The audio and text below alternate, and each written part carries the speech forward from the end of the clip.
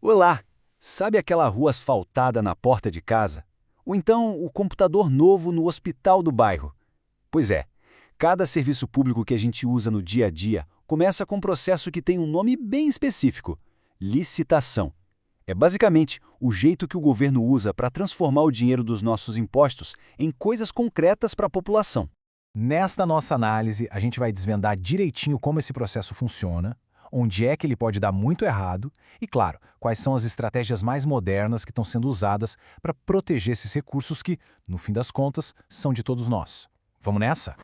Então, para começar, o ponto de partida é o seguinte: as compras do governo são o grande motor que pega a receita dos impostos e transforma em bens e serviços essenciais para a sociedade. Pensa assim, a licitação é o manual de regras do jogo. O grande objetivo é sempre garantir a melhor compra pelo menor preço possível e com tudo às claras. O problema é que, quando essas regras não são seguidas, as consequências podem ser bem graves e custar muito, mas muito caro. E para a gente entender o impacto disso na prática, nada melhor do que olhar para dois casos reais que mostram o que acontece quando o processo de compra falha. O primeiro deles aconteceu lá em Santa Catarina. O caso era para comprar tinta, daquelas de sinalizar rua, sabe? O Tribunal de Contas do Estado foi lá, investigou e achou um monte de problema. Mas teve um sinal de alerta que gritou mais alto que todos os outros: a diferença absurda nos preços que as empresas ofereceram. E olha, a diferença é de cair o queixo. Uma empresa se propôs a fazer o serviço por uns R$ 745 mil, mas por algum motivo foi desclassificada. No fim, o contrato foi fechado por mais de R$ 1.800.000. E o pior, isso aconteceu depois de mudarem uma exigência no meio da competição, uma coisa que nem estava no edital original. Fazendo a conta, a diferença entre a proposta mais barata e o valor que foi pago no final é de mais de R$ 1 milhão. R$ 1 milhão que poderiam ter sido economizados. E a gente está falando de um único contrato, hein? Agora, nosso segundo exemplo vem lá de Pernambuco.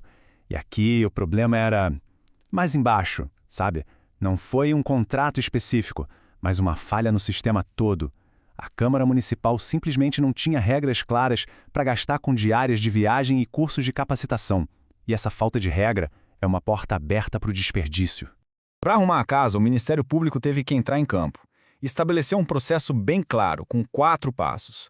Agora, para qualquer gasto desse tipo, precisa ter um processo formal, uma justificativa mostrando por que aquilo é importante, um relatório provando que a viagem aconteceu e, o ponto mais importante de todos, tudo tem que ser publicado no portal da transparência.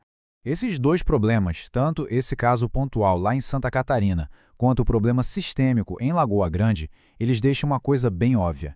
Não adianta só ter um conjunto de leis moderno e robusto. As equipes que trabalham com isso precisam estar muito bem preparadas para aplicar essas leis direito. A grande resposta do governo para esses desafios é a nova lei de licitações. Pensa nela como um livro de regras totalmente novo, mais rigoroso, mais moderno, focado em planejamento, eficiência e principalmente no uso de ferramentas digitais para dar mais transparência. Mas claro, não adianta nada ter uma lei novinha em folha guardada na gaveta se as pessoas não sabem como usar, né? E é exatamente aí que entra o treinamento. Órgãos públicos como o Conselho dos Representantes Comerciais de São Paulo, CORE-SP, estão investindo pesado para capacitar seus funcionários. E o foco desses treinamentos é cirúrgico. Um workshop recente, por exemplo, abordou temas como planejamento estratégico e, olha só, pesquisa de preços correta. É um esforço justamente para evitar aqueles problemas de sobrepreço, como o que a gente viu lá em Santa Catarina antes mesmo que eles aconteçam. Ok, a gente já viu os problemas e a importância da lei e do treinamento. Mas e se desse para ir além? E se a gente pudesse comprar de um jeito mais inteligente desde o começo? É aqui que entra uma estratégia proativa, a tal da compra centralizada. A ideia é muito simples, mas é poderosa.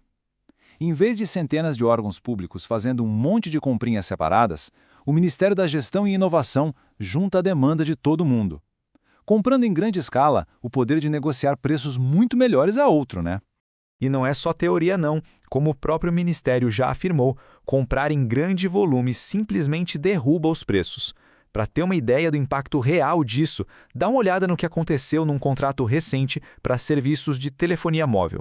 O resultado? Uma economia de mais de 60% em relação ao que eles esperavam gastar. É um número que fala por si só, né? Mostra um potencial gigantesco dessa abordagem. E o mais legal é que os benefícios vão muito além de só economizar dinheiro. Esse modelo também padroniza a qualidade do que está sendo comprado, simplifica a vida dos gestores, reduz custos com burocracia e, algo muito importante, fortalece o controle e a fiscalização sobre os contratos. O sucesso foi tão grande que esse modelo agora está sendo expandido para outras áreas. Um dos próximos grandes passos, por exemplo, é a compra de milhares de desktops e notebooks para o governo federal inteiro, usando essa mesmíssima lógica de compra centralizada.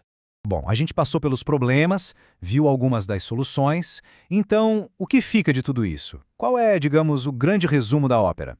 Dá para pensar nas compras do governo como uma grande balança. De um lado, como a gente viu, existe um risco altíssimo de prejuízo, seja por má gestão ou por irregularidades. Só que do outro lado, existe um potencial enorme de economia quando se usam estratégias inteligentes. E a boa notícia é que tem muita gente trabalhando para pender essa balança para o lado certo, o lado da eficiência e da integridade. A nova legislação, o treinamento constante das equipes e as compras inteligentes são as grandes ferramentas para essa virada de chave. Agora, tem um ingrediente que é a cola de tudo isso, sabe? A peça-chave que faz a lei, o treinamento e as compras inteligentes funcionarem de verdade. E essa peça tem um nome: transparência. É o ato de tornar a informação pública que permite que a sociedade possa fiscalizar. Isso tudo nos leva à reflexão final, que talvez seja a mais importante.